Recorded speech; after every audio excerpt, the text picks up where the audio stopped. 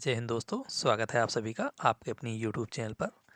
दोस्तों, आज की इस वीडियो में हम लोग हिंदी के मोस्ट इम्पॉर्टेंट क्वेश्चन को डिस्कस करेंगे, जो कि आपके आगामी लगभग सभी भर्ती परीक्षाएं जिसमें हिंदी से संबंधित क्वेश्चन पूछे जाते हैं, उन सभी एग्जाम्स के लिए सारे क्वेश्चन बहुत ही इंपॉर्टेंट हैं। चलिए शुरू करेंगे इस वीडियो को। क्वेश्चन है, पाउमचरियु के रचनाकार कौन है? पाउमचरियु ये रचना स्वयंभू की है। ऑप्शन ये राइट हो जाएगा। बात करेंगे ऑप्शन बी की, जगनिक की, तो परमाल रासो ये जगनिक की रचना है। पृथ्वीराज रासो चंद्रवरदाई जी की रचना है। बात करेंगे ऑप्शन डी की, नरपत नाल, तो बीसल देव रासो ये नरपत नाल की रचना है। और ये सभी रचनाएं एग्जाम की दृष्टि से बहुत ही महत्वपूर्ण रचनाएं हैं। नेक्स्ट क्वेश्चन, हिंदी साहित्य की प्रथम कहानी है। हिंदी साहित्य की प्रथम कहानी ये इंदुमती है। बात करें ऑप्शन ये, ठाकुर का कुआं, तो ये भी एक कहानी है जो कि मुंशी प्रेमचंद जी की है। आकाशदीप ये जयशंकर प्रसाद जी की रचना है, ये भी एक कहानी है। अगला क्वेश्चन, हिंदी साहित्य के आरंभिक काल को वीर गाथा काल नाम किसने दिया? बात करेंगे वीर गाथा काल के नाम की, तो ये आचार्य रामचंद्र शुक्ल ने दिया। ऑप्शन बी राइट हो जाएगा। नेक्स्ट क्वेश्चन, शब्द के अंत में लगाए जाने वाले शब्दांश को क्या कहते हैं? शब्द के अंत में लगाए जाने वाले शब्दांश को प्रत्यय कहते हैं। ऑप्शन बी राइट हो जाएगा। प्रत्यय हिंदी में दो प्रकार के होते हैं, कृत प्रत्यय और तद्धित प्रत्यय। क्रिया या धातु में जो प्रत्यय जोड़े जाते हैं उन्हें कृत प्रत्यय कहा जाता है, जबकि संज्ञा, सर्वनाम या विशेषण इत्यादि के साथ जो जोड़े जाते हैं शब्दांश उन्हें तद्धित प्रत्यय कहा जाता है।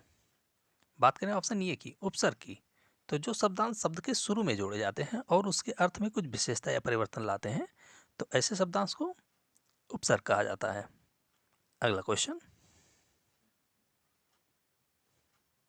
रमेश विद्यालय जाता है, इस वाक्य में उद्देश्य है।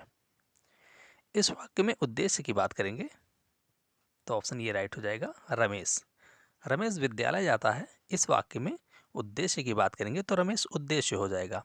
और उद्देश्य के बारे में जो भी कुछ बताया जाता है वो विधेय होता है, यानी विद्यालय जाता है ये विधेय हो जाएगा। वाक्य के दो अंग होते हैं, उद्देश्य और विधेय। अगला क्वेश्चन, भारत का शेक्सपियर किसे कहा जाता है? तो भारत का शेक्सपियर ये कालिदास को कहा जाता है। ऑप्शन बी राइट हो जाएगा। पुष्टि मार्ग का जहाज ये सूरदास को कहा जाता है। बात करेंगे ऑप्शन डी की, कबीरदास की, तो बाणी का डिक्टेटर ये कबीरदास को कहा जाता है। क्वेश्चन कभी कभी ऐसे पूछ लिया जाता है कि बाणी का डिक्टेटर कबीरदास को किसने कहा था, तो ये हजारी प्रसाद द्विवेदी ने कहा था। अगला क्वेश्चन,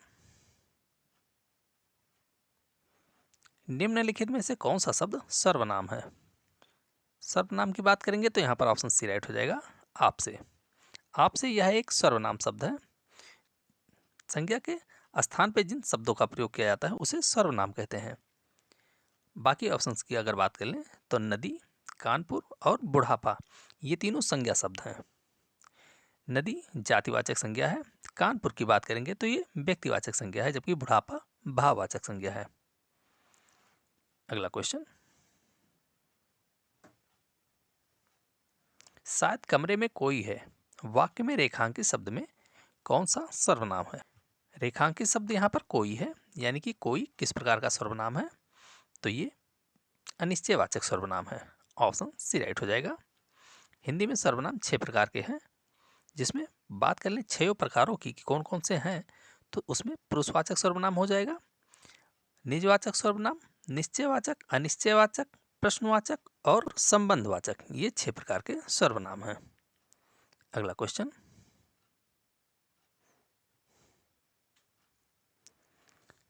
रमेश की पुस्तक खो गई है, इस वाक्य में कारक है। इस वाक्य में कारक की बात करेंगे तो ऑप्शन डी राइट हो जाएगा, संबंध कारक। रमेश की पुस्तक खो गई है, इस वाक्य में कारक संबंध कारक है। संबंध कारक का चिन्ह का, की, के, रा, री, रे, ना, नी, ने, इस प्रकार के कारक चिन्ह ये संबंध कारक के चिन्ह होते हैं। यहाँ पर रमेश की पुस्तक यानी कि रमेश का संबंध पुस्तक से है और पुस्तक का संबंध रमेश से है, यानी कि यहाँ पर संबंध कारक है। कारक कुल 8 प्रकार के होते हैं हिंदी में। अगर इन सभी के कारक चिन्हों की बात कर लें तो कर्म कारक का चिन्ह को होता है, कर्ण कारक का चिन्ह से के द्वारा होता है, जबकि अपादान कारक का चिन्ह से होता है। कर्ण कारक में से का प्रयोग साधन के रूप में किया जाता है, जबकि अपादान कारक में से का प्रयोग पृथकता या अलगाव को दिखाने के लिए किया जाता है। नेक्स्ट क्वेश्चन,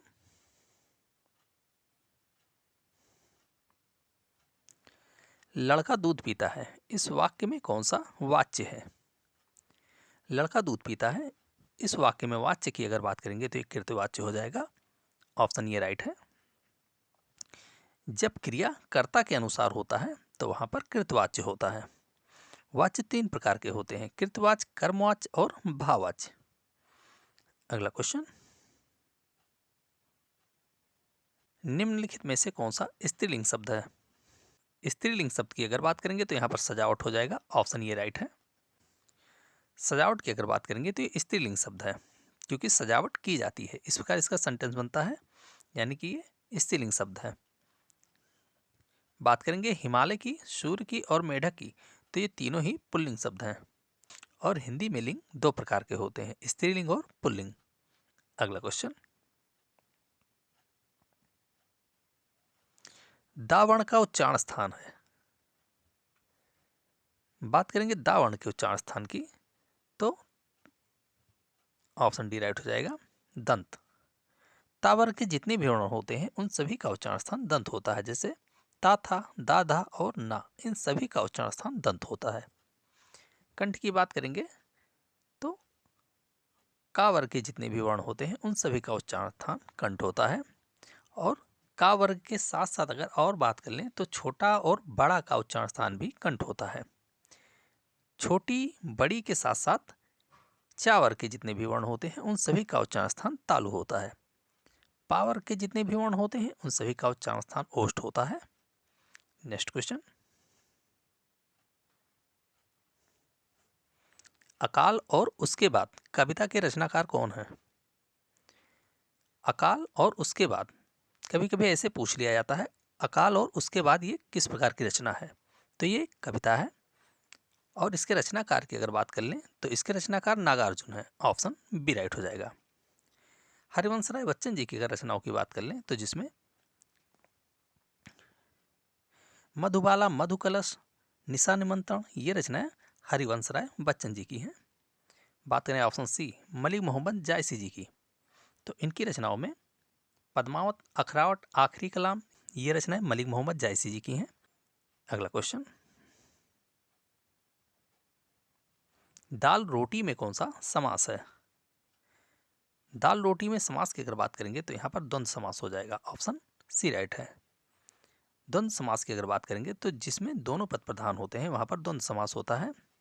दाल और रोटी, इस प्रकार इसका समासी विग्रह होगा, जहाँ पर दोनों पद प्रधान हो रहे हैं, और जहाँ पर दोनों पद प्रधान होते हैं वहाँ पर द्वंद्व समास होता है। बात करेंगे अव्ययी भाव समास की, तो जिस समास में पूर्व पद अव्यय और प्रधान हो वहाँ पर अव्ययी भाव समास होता है।